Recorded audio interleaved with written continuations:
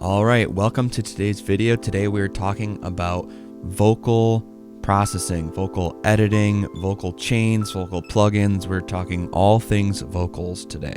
Hopefully this can be an all-in-one and pretty straightforward explanation of how I like to go about working on vocals in a track. Vocals can be a tough thing to work on. Sometimes people are self-conscious of their vocals. Everyone wants to sound amazing in their vocals, and honestly, people are usually putting themselves out there the most with their vocals, with their emotions and what they're saying.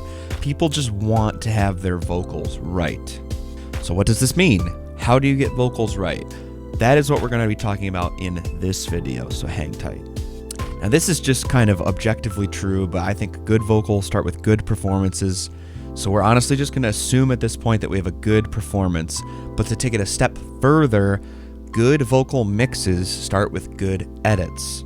It's super important to have super clean vocals that are edited well and just sound great. We're not going to get it mixed the way we want it if it's not edited well. So let me show you what I mean.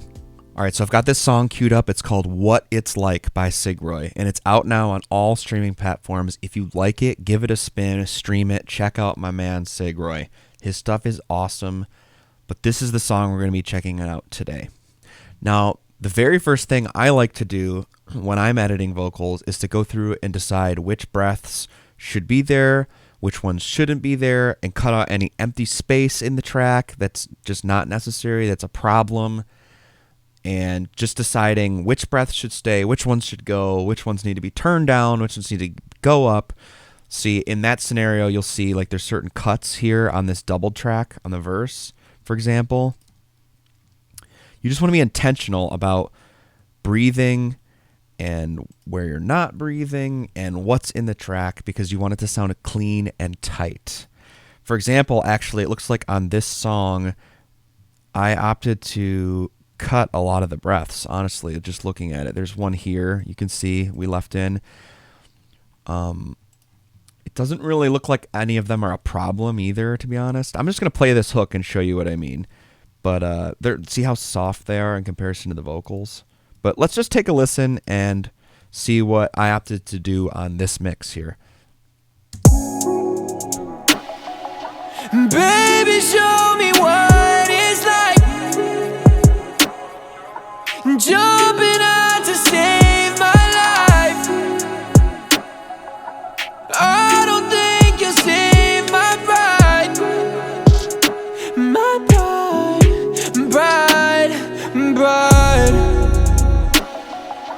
It might take some time to realize. So, yeah, this song is awesome. He killed it on the vocals. Props to him. Like I said, good vocal performance to start is always key. As you could hear, there were some breaths that were left in because I personally didn't think they were an issue. Now, it's a topic for debate. Some people say, oh, you know, if you're going to have a pro track, you need to have all the vocals cut out. I think that's bogus. If you listen to professional recordings on the radio or just any kind of bigger industry stuff, it's not consistent like that. They're not always cutting every single breath out or lowering every single breath. You hear breathing. It's a very natural part of the recording and of the performance. We need to hear breaths. It's just part of their performance, and we're used to hearing them. Sometimes I leave them in, you know? But I digress. That's the first part I typically do, is remove the clutter. A bonus tip for you, I almost always remove breaths from doubles, anything where there's more than one breath happening at the same time, and I almost always remove a breath whenever there's a delay throw happening because I want the ear to hear the delay throw, not the breathing. So that's just a little tip for cleaning up your mix. All right, so moving on here, the very next thing I typically do on vocals, as you can see on the screen, is Melodyne. If you've never used Melodyne before, it's a very powerful tuning tool for putting your vocals right on pitch. And you can affect the pitch center, and you can affect the vibrato, etc. All kinds of pitch control in this plugin. It's great. If you don't have it, you should check it out because it honestly is a very natural way of doing pitch correction that Autotune just can't do unless you're using the graph mode on the pro version, which I've never used, so I can't really comment on that. But this works great. It's very industry standard. I hear people talking about it all the time. I would check it out. Now, I'm not going to change the notes on this song that I've already worked on, but I'm just going to show you what the software can do and how it works. Basically, you use these blobs and you can move the notes up and down. And basically, that's how you can dial in the vocals, the pitch of the vocals easily, naturally, and you have to do it more or less note by note because this is not an automatic tuner, but honestly, you're going to get the best results, the most natural results doing this. And we're going to talk about Autotune a little bit later, but for now, check this out. Baby, show me what it's like jumping out to save my life. I don't think you'll save my pride. My pride.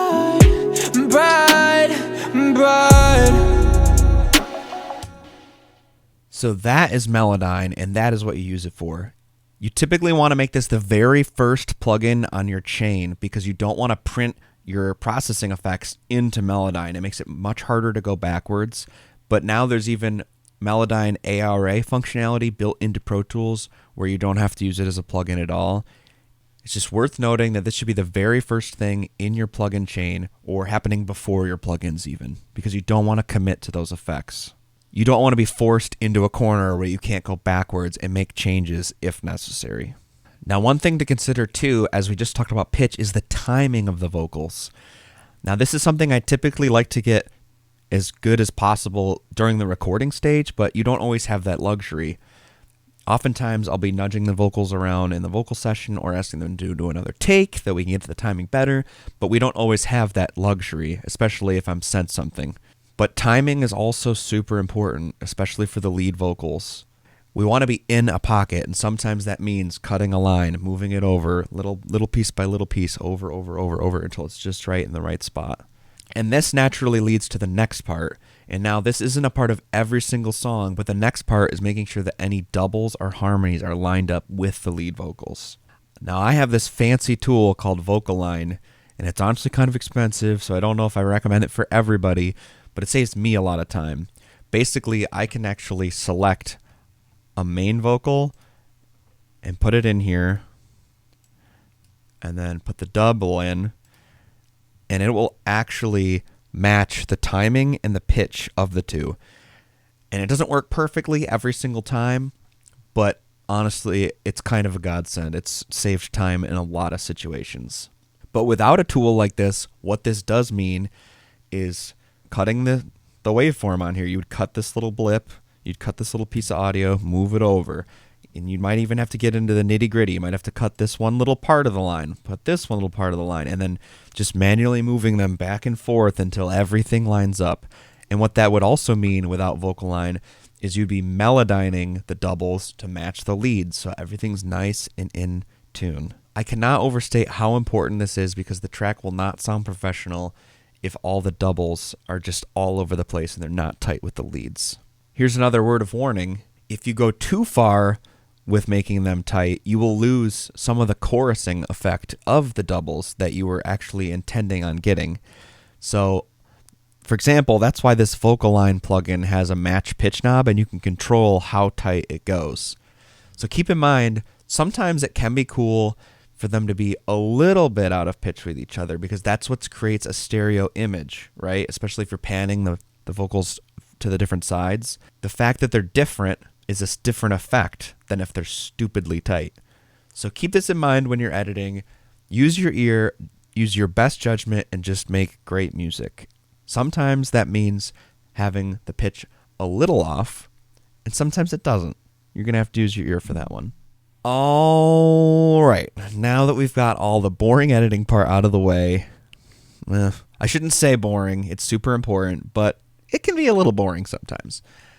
Now that we've got the boring editing part out of the way, let's talk a little bit about the actual processing of the tracks. The first thing I like to think through when I'm working on vocals is, should we auto-tune it or not? Now, this is something you typically do think through earlier in the process. A lot of times I like to think through this when we're recording it. But at the same time, it can come up later in the process, and you can change it later in the process. Some people I do like to record with just a little bit on there, and then I'll remove it maybe later or leave it. It really depends on the type of track. The song that I have pulled up today, reminder, it's called What It's Like by Sig Roy.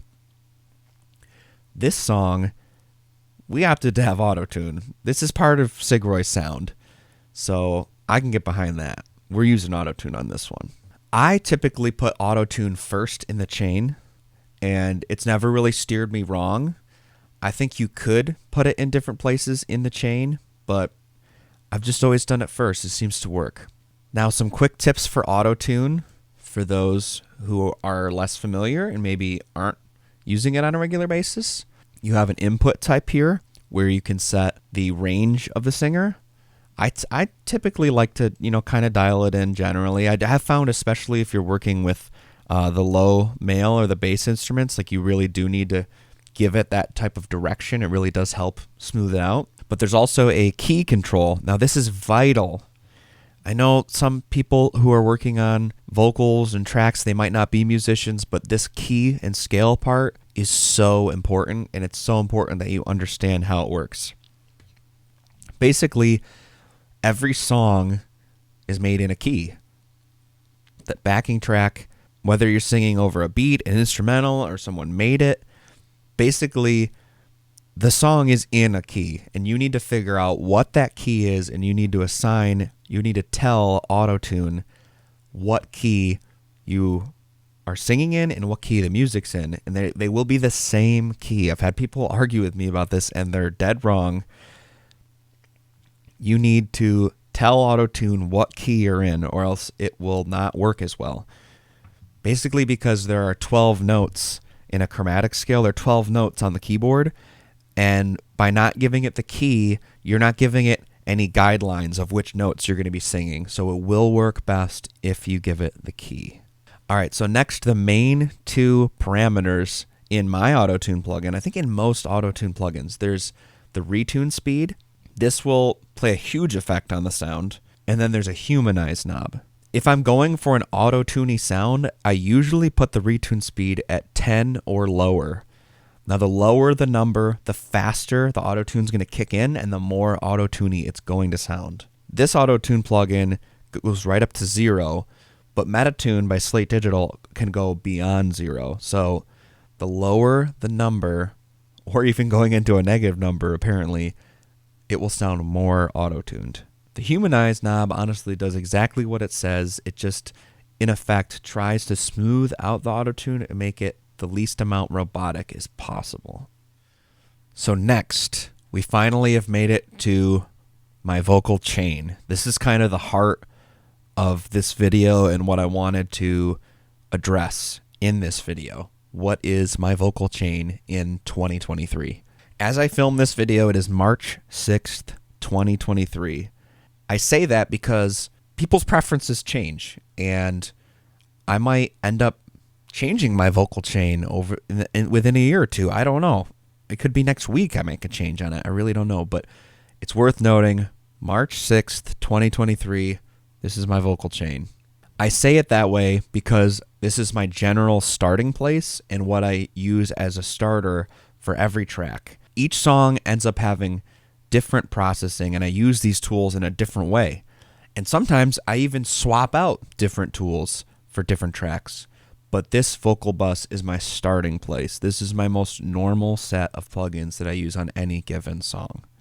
Now, it's funny I should mention all that because actually on this song, What It's Like by Sig Roy, the one we have pulled up right now, I actually did make changes to my normal bus. So as we go through, I will explain what we did on this song and why, and what I normally have in my chain, just so you can get an understanding of what might change. But for the most part, it's pretty much the same. The very first plugin on the plugin chain in this song is the SPL de-esser. Now, I typically start with a de-esser because I like to get any S's in the track tamed before moving on to other things, just because I'd rather have it done right away and not mess with my compressors later in the chain. But honestly, I should probably back up a little bit if you don't know what a de-esser is. A de-esser is a type of compressor that is used to lower the high frequencies in a track, especially if they peak out at certain spots. When I say certain spots, you might notice that the S's in my voice stick out. It's funny how these sentences have a lot of S's. But basically, this tool is used just to smooth out any of the S's in a track, especially when they're standing out a lot. This happens sometimes when you're recording, right? It just depends on the microphone, the singer, etc. But what this tool does is it compresses the high frequency of the signal to lower those S's. I think it's worth noting that in my updated mix chain, I've been using the FabFilter Pro DS. I honestly really like how this de-esser sounds. I think it is an upgrade, in my opinion, from the SPL that I used to use. The Pro DS just sounds very transparent. Enough said. I don't have much to say about it. It does the same thing, but works really good. It's very smooth. The next plugin I typically have in my vocal chain is Soothe 2. And this is honestly kind of a weird anomaly plugin because it's kind of new. It doesn't necessarily fit into one category, but I'm going to best explain what it does to you right now. Soothe 2 is a resonant filter, a dynamic resonant filter. And what that means is it's almost like a compressor that fights harsh frequencies or any kind of frequency that's resonating in an odd way. And based on my processing on this screen right here, you can tell that I was addressing harsh frequencies, one at 2.5K, one at 4.1, and one at 8.5. You know, I guess this might be a good time to bypass some things in and out because this might be an interesting test, an interesting way to hear what this plugin is really doing. Let's take a listen. First, I'm going to play it without the plugin, and then I'll play a little bit with the plugin. I'm very curious to see how noticeable this will be, especially on like a phone speaker, because it does look like it's pretty subtle. Let's check it out. I'ma lay it out tonight. Hard describing things on my side.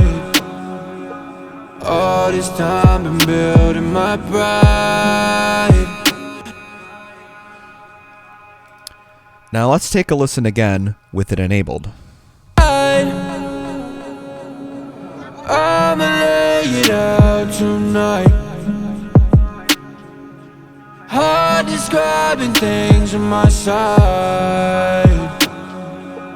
All this time been building my pride. My pride, my pride, my pride.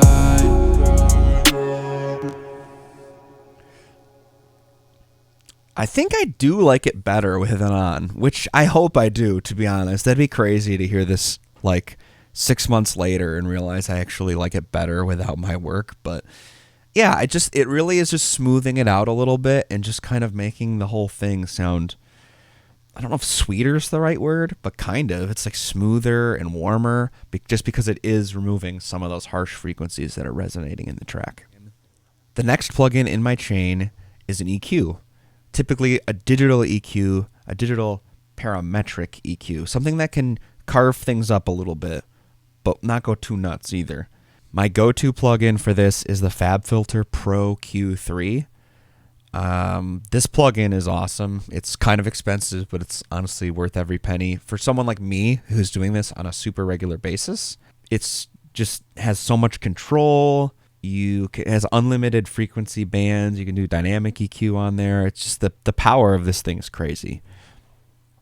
But in this track, it looks like I honestly only used it so much.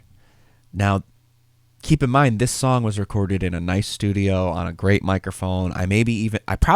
Knowing myself, I probably even processed it with a little bit of EQ on the way in on some analog equipment. This is very typical right here. I would typically boost or cut, you got to use your ear, right?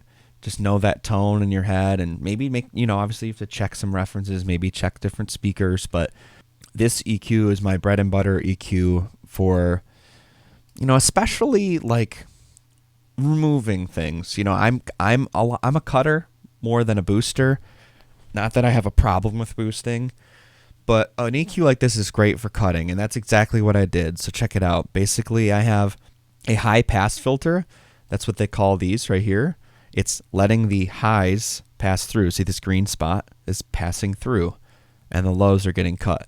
This is typical for something like this. You know, below 90 hertz on a vocal like this, honestly, most of what you're going to hear is someone stepping on the mic stand or hitting the like it's super low, or like a rumble from down the street. You know, there's really not much there.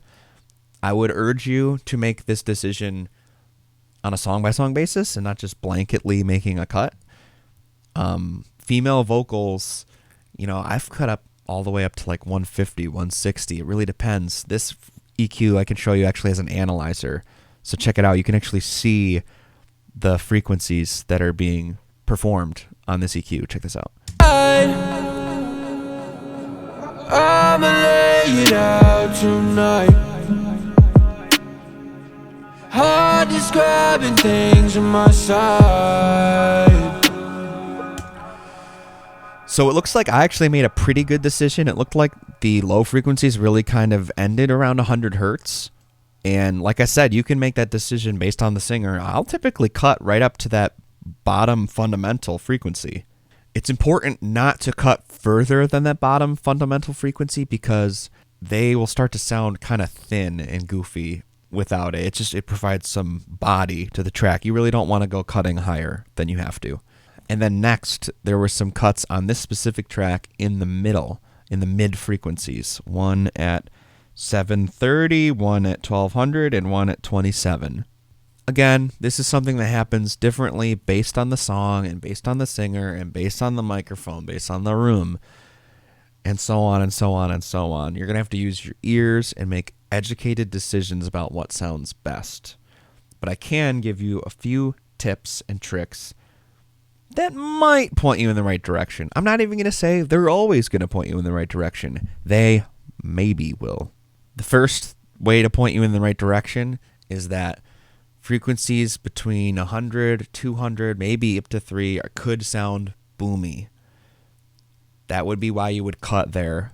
But then again, if they sound thin, you might boost there. Hopefully that can help you.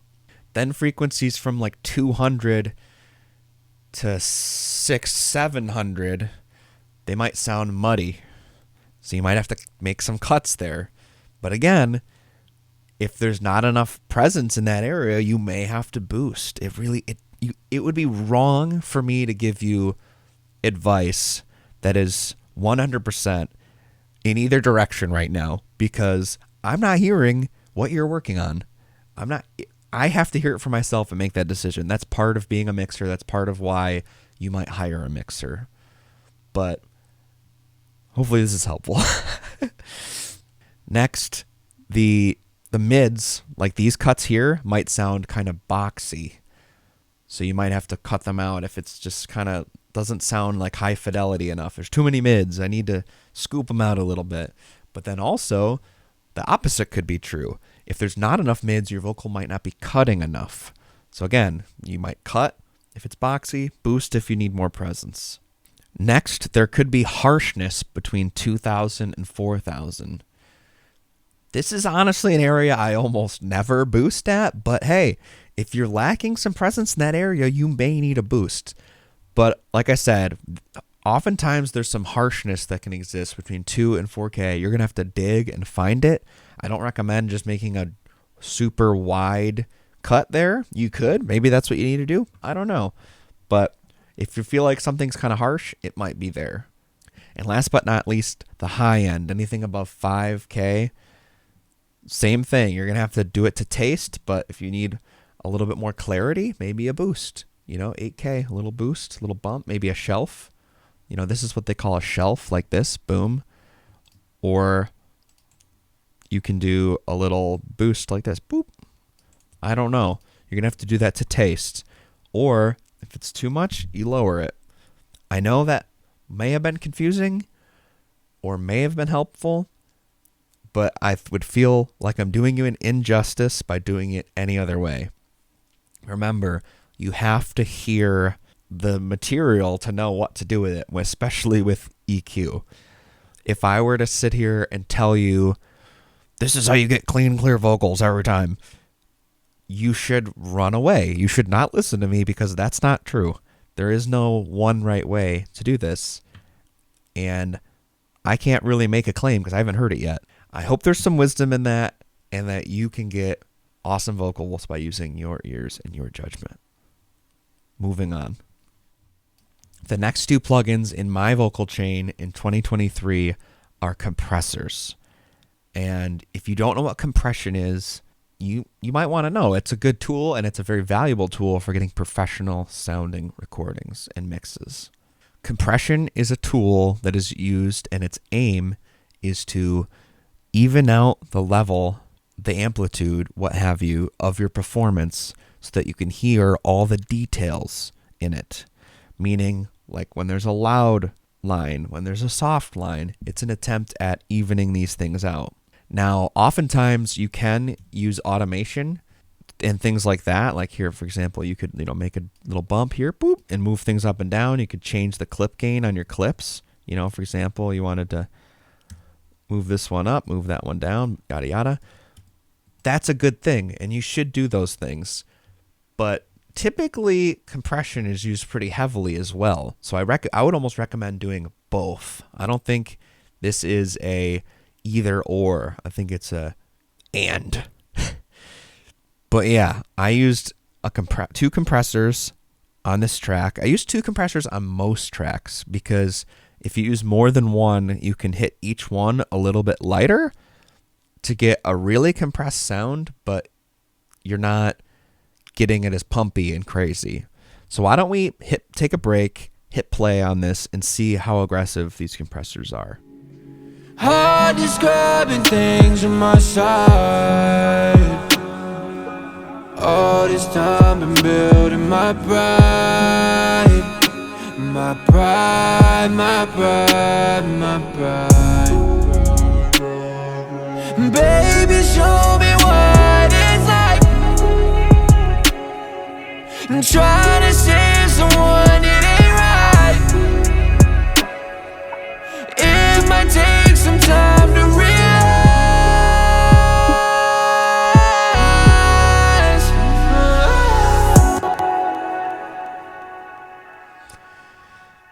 I love this song. Anyways, so it looks to me like the Teletronics, the LA2A there, was knocking off 6, maybe 7 or 8 even dB. Now that's a lot, but the LA2A can handle it. It's an optical compressor, and the reason I used it on this song instead of the normal compressor I use as my main one is because this compressor is really good at handling long notes, long sung notes, because it just can very smoothly bring things in and out. And it has a slower attack time than a lot of other compressors. There's a reason this compressor is famous, and it's famous for what it's doing on this song. It's famous for what it does on other songs, and it is great for very smooth singing with long notes. And that's why I chose to use it on this song. Now this 1176 here looked like it was probably taking off at maximum maybe 3 dB. The 1176 is going to be a lot faster, and it's honestly going to be working on probably different lines. You may have noticed the needles weren't always moving at the exact same time. That's kind of what we want. It kind of helps they create a good reason to use two because they're evening out different parts of the take, right? I typically have an 1176 as my second compressor in the chain, and typically my first compressor is a distressor. Well, I'll show you that real quick just for fun. Now this is the Empirical Labs distressor. These are all UAD plugins, by the way. I'm sure that's worth mentioning, but this is typically my first compressor that I use in my chain. But like I said, today I opted for the LA2A on this song just because it's a slower song with smooth vocals, long notes. That thing's just really good at controlling that. The distressor can do that, and it does have an optical mode, but there's nothing wrong with using a different piece for a different reason, you know? That's what I went to that day. But the distressor is very versatile. I find it to be very transparent, and you can do a lot with it. So this is actually the compressor I use first, typically on my chain. But this song is honestly perfect for this video for this reason, right? Because I am showing you that it's not always identical every time. Again, I know I have harped on this a lot, on this topic of using a chain, on having it be the same all the time, but it's worth mentioning. Every song is different. Every time the chain gets used, it gets used differently. Different knobs go in different directions. Different curves end up happening on the EQs. And it's important to say that because I've met people who don't understand sometimes, because we do live in a world where there are vocal presets and things like that for different plugins. You can make a preset chain. That is not what we're talking about here. That's not what I do. That is not what the purpose of this video is to show you. I'm just showing you the tools that are getting used for just about every job that I do. And they get used differently every time because, like I said when I was talking about EQ, it has to be, right? Every song is different. Every singer is different. But I digress. Let's keep going. The last plugin on my chain that I use on a regular basis is a Pultec style EQ, or sometimes I'll use a Neve style EQ. Why would I do that? You're thinking, dude, you already EQ'd your vocals. Why would you do it again?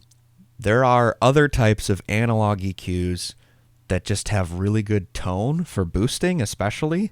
I don't usually cut on these EQs. The Pultec EQ is really good for boosting the low end or the high end, and the Neve EQ is super good at boosting the mids. So it really depends on what's going on with the track and where the problem exists. But either way, I typically will use this plugin to boost highs and lows, or maybe even both, but then the Neve can do the middle. But let me bypass this one in and out. Again, we'll do one more bypass through, and I'll show you what this one's doing. It looks like we're boosting the high end pretty significantly at 4 dB. Let's check it out. So first, without. Hard describing things from my side. All this time been building my pride. My pride, my pride, my pride. All right, and let's hear it again with it in. Remember, this is a 4 dB boost at 12K, 12,000 hertz. Hard describing things from my side. All this time been building my pride. My pride, my pride, my pride. And let me do it one more time. This time I'm going to play it from the beginning of the verse, and I'm going to bypass it in and out based on what line we're hearing. So the first line, it'll be none. The second line, it'll be in. Just to get a little quicker switch. I'ma lay it out tonight. Hard describing things from my side. All this time been building my pride. My pride, my pride, my pride. I do like it better with it on there. I mean, I hope I would. I did mix this song, so you'd think I'd like it better. But it definitely adds like a nice high-end richness to it. It just kind of makes it pop. And I think for this genre and this style, it's perfect. That's what you want. You want like a nice crisp top end to the track. And just to show you what I use for a Neve, I would typically grab this Neve 1084 plugin by UAD. This is what I would use, and I typically would boost the middle a little bit if I feel like I need the vocals to pop out more. I do this a lot on guitars and things like that too. It just kind of makes things like jet out of the speakers a little bit. It kind of adds that third dimension, and things just pop out with the presence of the mids. But I don't do that too often, but some songs need it, and some singers need it. All right, so that is my March 2023 vocal chain. And as a reminder, it was de-esser, Soothe 2, EQ, 2 compressors, and an analog equalizer. Those are really what I use on my vocal bus to really get the vocals cooking. But don't forget the editing as well. It all goes together. You need all of it to make the song sound fantastic. I hope this was helpful. Please like, please comment, please follow, please subscribe. I wouldn't do this without you guys. Anyways, keep making good music.